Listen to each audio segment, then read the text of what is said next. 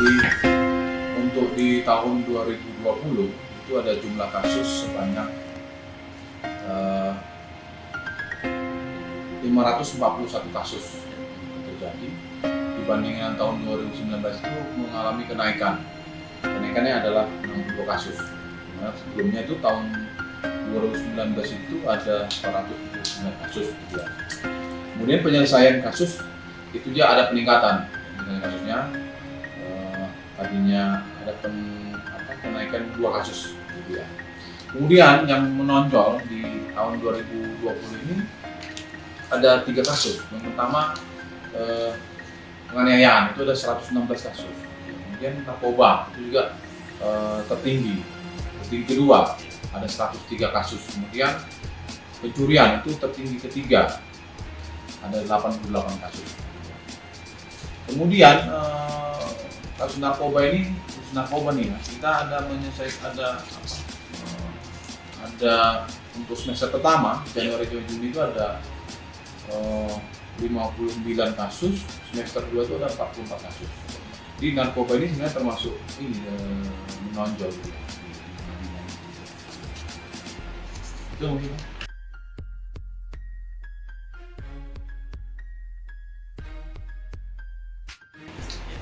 Ada tadi penganiayaan ada 116 kasus, narkoba itu dia posisi kedua, 3 kasus. Kemudian untuk bidang lalu lintas itu juga terjadi kenaikan kalau lantas ini tren laka dia menurun 37 kasus gitu ya. Namun dari sisi korban meninggal dunia itu naik dia. Naiknya nambahnya dari jadi 38 orang. Jadi termasuk signifikan yang kalau meninggal. Kemudian kalau korban luka berat, luka ringan itu menurun kasusnya gitu ya. Artinya bidang lalu lintas ini akan menjadi perhatian kita terkait dengan korban meninggal dunia, jadi kenapa sampai meningkat gitu ya. Padahal jumlah kasusnya turun. Kemudian untuk tahun 2020 kita kan mulai Februari itu kan mulai ini ya operasi penanganan COVID ya. COVID-19. Nah, kita melakukan operasi aman usaha namanya. Itu operasi justisi gitu ya. Jadi kita kegiatan ini untuk penerapan protokol kesehatan, himbauan gitu, kemudian patroli, kemudian juga edukasi ke masyarakat, itu yang mendominasi kegiatan kita di mana di tahun 2020. Karena memang tahun ini tahun pandemi gitu ya, jadi memang kegiatan kita dipenuhi dengan kegiatan untuk itu. Jumlah kegiatannya ada 546 kegiatan. Ya.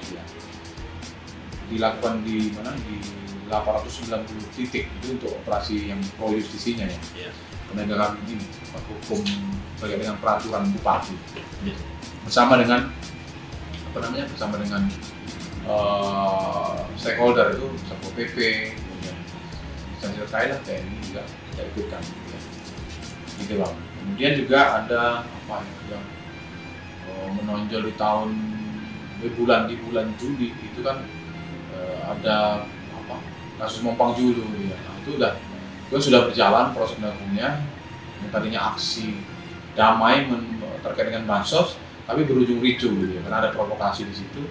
Namun sudah kita penanganan hukum, sudah ada proses 18 orang kan sudah sedang berproses hukum di Medan proses hukumnya. Alhamdulillah situasinya kondusif gitu ya. Masyarakat juga sangat mendukung langkah-langkah kita untuk itu yang menonjol Bang kalau masalah dengan masalah sosial ya.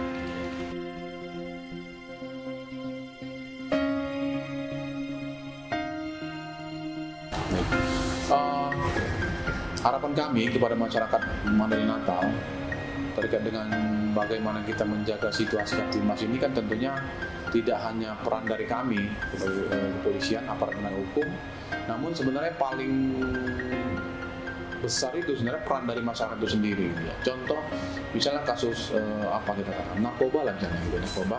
Misalnya itu tentu peran ini bagaimana masyarakat supaya dia resisten dengan godaan-godaan dari pelaku narkoba itu. Nah itu harusnya peran semua pihak gitu ya. Misalnya para tokoh mengimbau supaya anak muda kita janganlah terlibat narkoba misalnya. atau mungkin orang tua mengantisipasi anaknya supaya tidak terlibat narkoba itu dengan menyibukkan kegiatan anaknya ke hal yang positif misalnya. Kita sebagai stakeholder misalnya ya kita coba cari formula bagaimana supaya anak muda itu kegiatan itu jangan kegiatan bersama orang-orang yang narkoba, tapi kegiatan yang kita pastikan itu kegiatan positif misalnya. Jadi memang perlu yang saya bilang tadi, peran semua pihak gitu ya untuk bagaimana menciptakan situasi kondusif gitu. Kalau terkait konflik misalnya, kalau ada permasalahan ya kita sama-sama berpikir bahwa masalah itu pasti ada solusi. Harus ada komunikasi. Apalagi di sini misalnya kekerabatan sangat tinggi. Kenapa tidak kita selesaikan saja dengan cara-cara yang kebijakan lokal misalnya ya, diskusi, kemudian saling tukar pikiran misalnya gitu ya, cari solusi itu. Jadi bukan tidak berkonflik gitu ya. Itu contoh inilah harapan kami.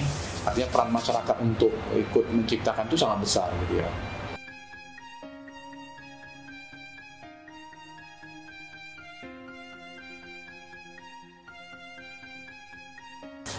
Terkait dengan COVID-19, saya kira di kita alhamdulillah sudah menurun kasusnya, artinya sudah mulai terkendali.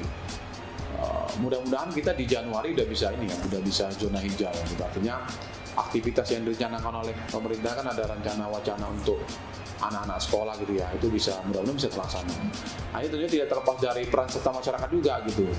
Pemerintah sudah begitu banyak mengeluarkan biaya misalnya untuk segenap kekuatan pemerintah itu, aparat semua digerakkan untuk itu gitu.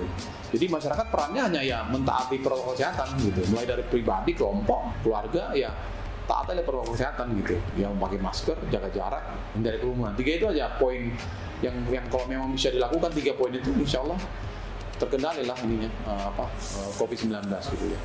Untuk lingkup Madinah mudah-mudahan itu berkontribusi untuk lingkup nasional.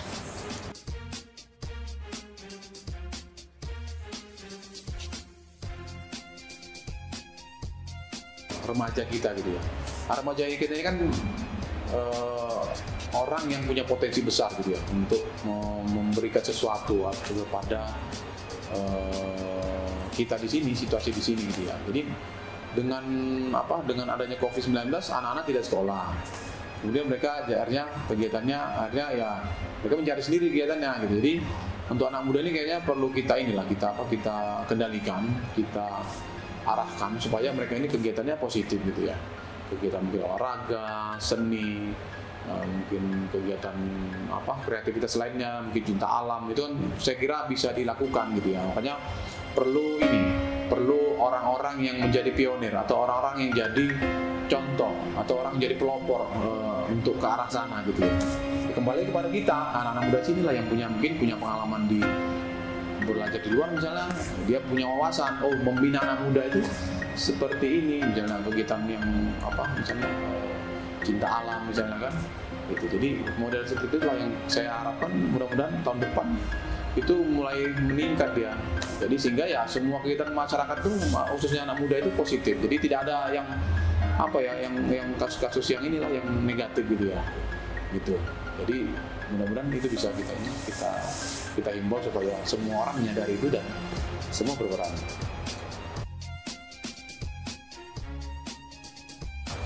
Orang bijak mengatakan pengalaman itu adalah pelajaran yang berharga. Jadi pengalaman yang walaupun pahit, manis itu jadi pelajaran bagi kita untuk menghadapi tahun 2021 yang tentunya kita walaupun